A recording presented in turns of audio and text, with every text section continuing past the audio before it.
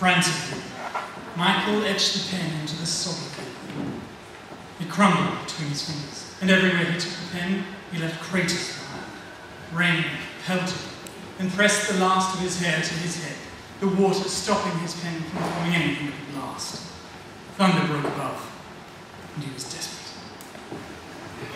Michael had been coming to this place since he was in his mid-30s. It was here that he'd stumbled upon, completely by accident, the key to fulfilling his childhood fantasies. Michael was a necromancer. He'd found the power to bring back to life those things which had passed away. For years, he'd been looking for the key to unlocking these diabolical powers.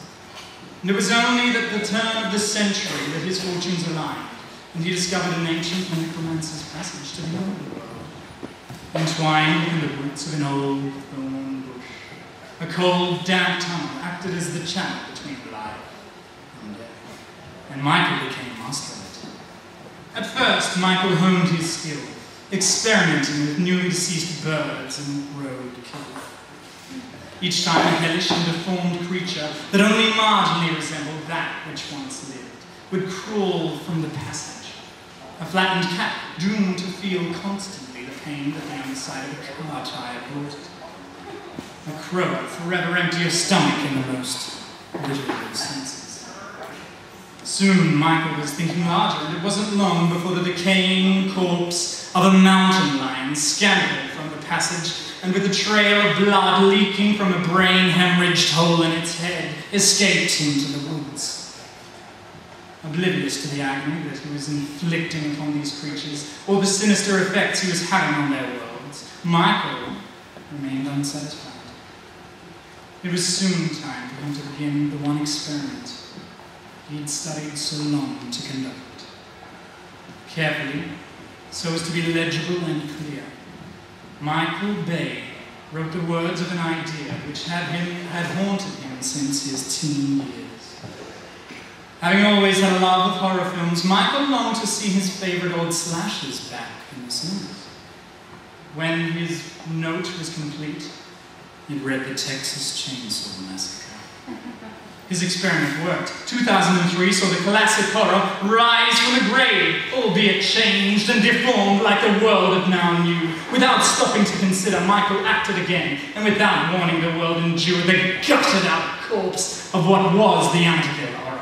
Blinded by greed and selfishness, Michael stepped outside of horror and summoned Transformers from the grave to walk the earth in a daze of Gen-Y vacuousness. But still, he did not stop. Friday the 13th came next, so far removed from itself that it couldn't even remember the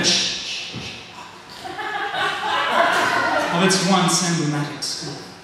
A Nightmare on Elm Street lurched forth into an unsuspecting world, an empty attempt at being all that it once was. And then, amidst the fury of demonic, masturbatory triumph, Necromancer Michael summoned the film which would be his undoing. Transformers 2. Fed up with such a parade of disappointments, an inevitable revolt arose amongst audiences. And as is usually the case when something unnatural threatens civilization, an angry mob pursued Michael to this very point. And it was here that Michael now desperately tried to make amends for all that he had done wrong. But the pen would not work.